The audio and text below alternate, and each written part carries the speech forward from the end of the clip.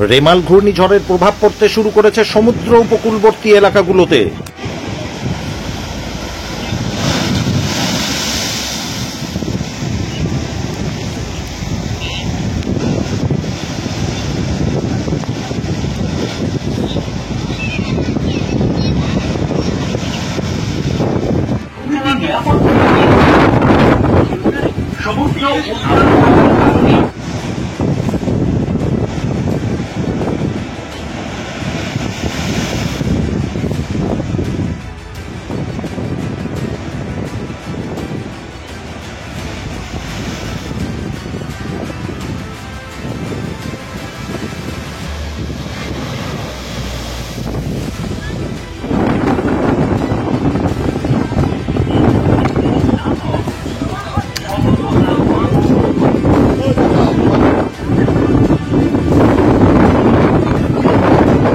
ইতিমধ্যেই গঙ্গাসাগর সহ দীঘা, সুন্দরবন একাধিক জায়গায় প্রভাব পড়তে শুরু করেছে সুপার সাইক্লোন রেমালের। উত্তাল সমুদ্র, প্রশাসনের পক্ষ থেকে মাইকিং করে চলছে আগাম সতর্কবার্তা। সাগরদ্বীপ, ক্যানিং, দীঘার আরও অতি কাছে শক্তিশালী ঘূর্ণিঝড় রেমাল। শক্তি বাড়াচ্ছে রেমাল, মাঝরাতে লন্ডভন্ডের সম্ভাবনা।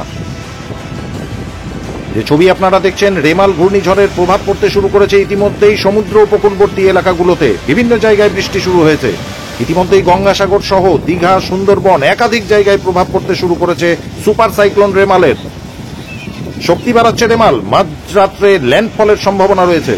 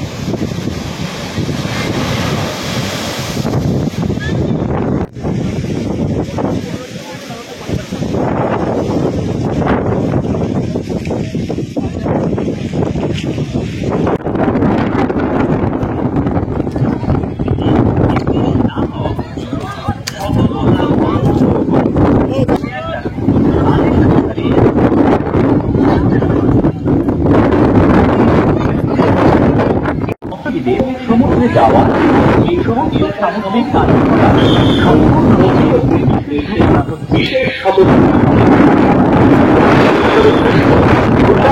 কারণে আগামী রবিবার 5 থেকে প্রশাসনের প্রয়োজনে নিকটবর্তী ফ্ল্যাগ সেন্টার অথবা ঘূর্ণিঝড় আন্দোলন নিকটবর্তী আকার ফুটবারে আশ্রয় গ্রহণ করবে। সমুদ্র উত্তাল থাকার কারণে সমুদ্রে স্নান করা ও সমুদ্রের কাছে যাওয়া নিষিদ্ধ। সমুদ্রের নিকটবর্তী স্থান, অস্থায়ী কাঠামো সমুদ্র উপকূলের থেকে 500 মিটার দূরে সরিয়ে নিন। দামিনী মোবাইল অ্যাপে বজ্রপাতের পূর্বাভাস জানুন।